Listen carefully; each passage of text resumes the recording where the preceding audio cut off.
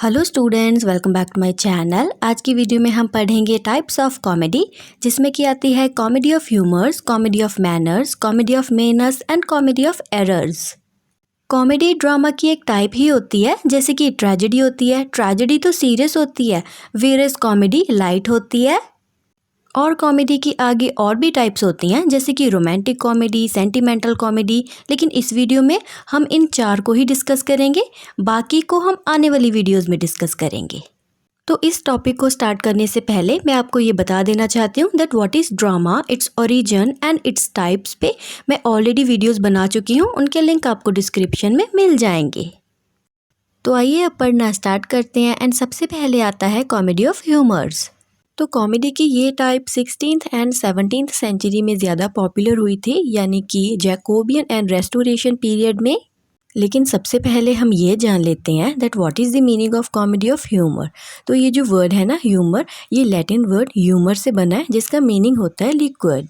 तो renaissance period में एक मेडिकल थ्योरी पॉपुलर हुई थी, जिसके अकॉर्डिंग ह्यूमन बॉडी में 4 ऐसे लिक्विड्स या ह्यूमर्स होते हैं जिससे कि ह्यूमन बॉडी में बैलेंस बना रहता है। और ये 4 लिक्विड्स होते हैं blood, flame, yellow bile and black bile. और इन सब की अमाउंट इक्वल होना ज़रूरी है। अगर किसी एक की भी अमाउंट एक्सेसिव हो जाती है तो ह्यूमन माइंड इम्बैलेंस हो जाता है।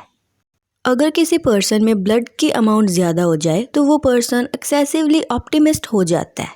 और अगर फ्लैम की मात्रा ज़्यादा हो जाए तो वो चुपचाप शांत यानी कि काम रहने लग जाता है। अगर येलो बाइल ज़्यादा हो जाए तो वो इल टेम्पर्ड हो जाता है, मीन्स वो अग्रेसिव रहने लगता है। और अगर ब्लैक बाइल की मात्रा ज़्यादा हो जाए तो वो ज़्यादा ही सैड रहने लगता है या फिर डिप्रेशन में चला जाता है। तो इसीलिए ही कहा है कि इन सब लिक्विड्स की अमाउंट इक्वल होनी चाहिए। तो कॉमेडी ऑफ ह्यूमर्स की कैटेगरी में जो प्लेज आते थे, उनके कैरेक्टर इनमें से किसी एक लिक्विड को रिप्रेजेंट करते थे, या फिर ये किसी एक लिक्विड की विक्टिम होते थे, मींस उनमें ये लिक्विड एक्सेसिव अमाउंट में होता था, जिसकी वजह से वो अजीब बिहेव करते थे। या तो ये कैरेक्टर्स एक्सेसिवली ऑप्टिमिस्टिक होते थे, या काम होते थे, या फिर डिप्रेसिव होते थे। तो ऐसे ये मेंटली इल लगते थे। आप ऐसे मान लीजिए कि आपके सामने कोई पर्सन बैठा है, अगर वो ज़्यादा ही ऑप्टिमिस्टिक हो या फिर वो ज़्यादा ही डिप्रेसिव या अग्रेसिव हो, तो आपको भी तो वो मेंटली इल ही लगेगा ना। तो ऐसे ही ये कैरेक्टर्स हुआ करते थे। मतलब ये कैरेक्टर्स किसी एक ह्यूमर के कारण मेंटली अनस्टेबल होते थे। तो मैं उम्मीद करती हूँ कि आपको कॉमेडी ऑफ ह्यूमर समझ में आ गया होगा। तो अब बात आती है कि कौन से ड्रामेटिस्ट इस कैटेगरी में आते थे। तो इस कैटेगरी में सबसे बड़ा नाम है बेन जॉनसन का। एंड उनके 2 plays every man in his humour and every man out of his humour से ही कॉमेडी ऑफ ह्यूमर्स की शुरुआत मानी जाती है। इनके अलावा उनके कुछ और प्लेज हैं, जैसे कि Volpone, the alchemist, the magnet lady. तो उनके ये प्लेज भी इसी कैटेगरी में आते हैं। तो हम ऐसा मान सकते हैं कि उनके mostly plays comedy of humours ही होते थे। वैसे तो बेन जॉनसन को ही father of comedy of humours माना जाता है, लेकिन ये एलिमेंट्स अरिस्टोफेन्स के प्लेज में भी मिलते हैं, जो कि एक एंशिएंट प्लेराइट थे, वो भी कॉमेडी प्लेज लिखा करते थे।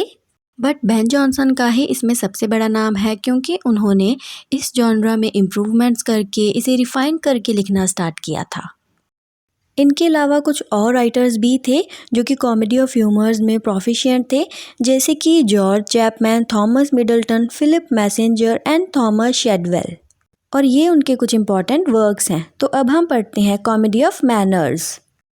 तो कॉमेडी ऑफ मैनर्स में जो अरिस्टोक्रेट्स होते थे, मींस अपर क्लास, उनके मैनर्स, वैल्यूज़, उनकी ईथोस, वैनिटीज़ एंड हिपोक्रेसीज पे सटायर किया जाता था, मींस कमेंट किया जाता था। ये प्लेज रेस्टोरेशन पीरियड में फ्लरिश हुए थे, एंड कई बार हम रेस्टोरेशन कॉमेडी को कॉमेडी ऑफ मैनर्स भी कह देते हैं। उस टाइम क्या हुआ था कि लोग आर्टिफिशियल से हो गए थे, वो आउटर अपीयरेंस को ज़्यादा इंपॉर्टेंस दे रहे थे रेदर देन मॉरल वैल्यूज़। लोग lusty, greedy, hypocrite, snobbish, when and materialistic हो गए थे, तो इमोशंस की वैल्यू कम हो गई थी। लोग करप्ट एंड इमोरल हो गए थे, सोसाइटी भी आर्टिफिशियल सी हो गई थी। तो ये प्लेज इन्हीं चीज़ों को डेमोन्स्ट्रेट करते थे, उन पे कमेंट करते थे इन अ कॉमिक वे। इनके थीम्स होते थे जैसे कि marriage, love, adultery, sexual affairs, wealth etcetera. इन प्लेज में nudity, vulgarity, romance and sexuality आम ही देखने को मिलती थी। और इन सब चीज़ों का कारण ये भी था कि इस टाइम जो किंग था, किंग चार्ल्स सेकेंड, वो भी इस टाइप का ही पर्सन था एंड वो इन चीज़ों को रोकता नहीं था। तो अब हम जानते हैं कि कॉमेडी ऑफ मैनर्स में कौन से प्ले राइट्स आते हैं। तो कॉमेडी ऑफ मैनर्स की शुरुआत मिनेंडर के प्ले से मानी जाती है, जो कि एक एंशिएंट ग्रीक प्ले राइट थे। इसके अलावा फ्रेंच प्ले राइट मैलोरी का कॉमेडी ऑफ मैनर्स में बहुत बड़ा नाम है।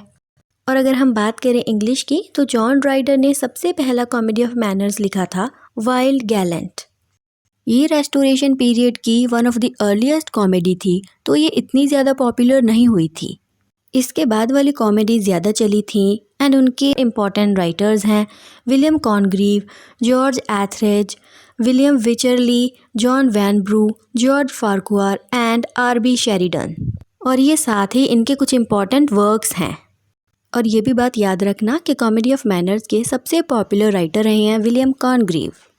तो ये तो थे उस टाइम के कुछ मेल राइटर्स। इसके अलावा उस टाइम एक फ़ीमेल राइटर भी थी, अफ्रा बेन, और उन्होंने भी ऐसे कई प्लेज लिखे हैं। तो इसे ख़त्म करने से पहले मैं आपको ये भी बताना चाहती हूँ कि कॉमेडी ऑफ मैनर्स को एंटी सेंटिमेंटल कॉमेडी या आर्टिफिशियल कॉमेडी भी कहा जाता है। एग्ज़ाम में कैसे भी क्वेश्चन पूछा जा सकता है, तो आप इन चीज़ों का ध्यान रखना। आई होप कि आपको कॉमेडी ऑफ मैनर समझ में आ गया होगा। तो अब हम पढ़ते हैं कॉमेडी ऑफ मेनेस। तो इन प्लेज में क्या होता है कि इनकी स्टार्टिंग तो लाइट मैनर्ड होती है, बट ग्रेजुअली ये सीरियस हो जाते हैं। इनिशियली तो इसमें कॉमिक सीन्स होते हैं, ऑडियंस को पूरी हंसी आती है इन्हें देखकर, बट धीरे धीरे ऑडियंस के माइंड में एक डर सा आने लगता है, क्योंकि कैरेक्टर की सिचुएशन ही ऐसी होती है। कुछ एक्ट्स के बाद ऑडियंस को ऐसे लगने लग जाता है कि अब कोई डेंजर या डिज़ास्टर आने वाला है। इसीलिए इसका नाम रखा है कॉमेडी ऑफ मेनस, क्योंकि मेनस का मीनिंग ही होता है खतरा या थ्रेट। इन प्लेज में अनसर्टेनिटी सी बनी रहती है कि पता नहीं आगे क्या होगा और क्या नहीं। और इसके अलावा इनसिक्योरिटी होती है एंड सरप्राइज एलिमेंट्स होते हैं, विच मीन्स ऐसी चीज़ें सामने आती हैं जो कि अनएक्सपेक्टेड होती हैं। और इसके अलावा कोई ऐसी चीज़ होती है जो कि रिपीट होती है, फिर इससे ऑडियंस के मन में डर पैदा हो जाता है कि अब कुछ बुरा होने वाला है।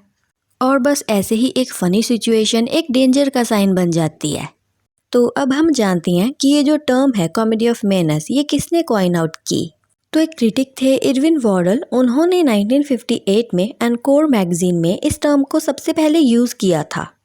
बट कई क्रिटिक्स का मानना है कि डेविड कैम्पटन ने अपने play the lunatic view a comedy of menace में सबसे पहले इस टर्म को यूज़ किया था।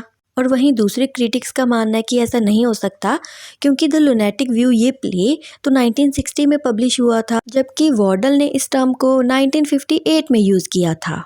तो मेजॉरिटी ऑफ पीपल तो यही मानते हैं कि इस टर्म के प्रोपाउंडर वॉर्डल ही हैं और कैम्पटन ने अपने प्ले में इसे बाद में यूज़ किया था। इरविन वॉर्डल ने एनकोर मैगजीन में हैरल्ड पिंटर के प्लेस को डिस्क्राइब करते हुए लिखा था, they are non naturalist and abstractionist. उन्होंने कहा था कि पिंटर के प्लेज जैसे कि the birthday party, the room, the dumb waiter, homecoming, the caretaker, old times comedy of menace हैं। इसके अलावा डेविड कैम्पटन के plays the lunatic view, dead and alive, Carmilla, angel unwilling, Nigel Dennis के play cards of identity, making of moo and N.F. Simpson के plays a resounding tinkle, the hole and one way pendulum भी इसी category में आते हैं। तो अब last है कॉमेडी ऑफ एरर्स। ये एक ऐसा ह्यूमरस प्ले होता है जिसमें किसी की आइडेंटिटी को लेकर ही कन्फ्यूज़न होती है। मतलब कोई पर्सन किसी दूसरे को समझ कुछ और ही रहा होता है एंड वो निकलता कुछ और ही है। और इसमें कैरेक्टर्स द्वारा बहुत सारी ऐसी मिस्टेक्स या एरर्स किए जाते हैं जिससे कि ऑडियंस को हंसी आती है। जैसे शेक्सपियर का प्ले ही है द कॉमेडी ऑफ एरर्स। और यहाँ पे हमारी वीडियो ख़त्म हो जाती है एंड जाने से पहले प्लीज़ वीडियो को लाइक एंड चैनल को सब्सक्राइब कर जाना।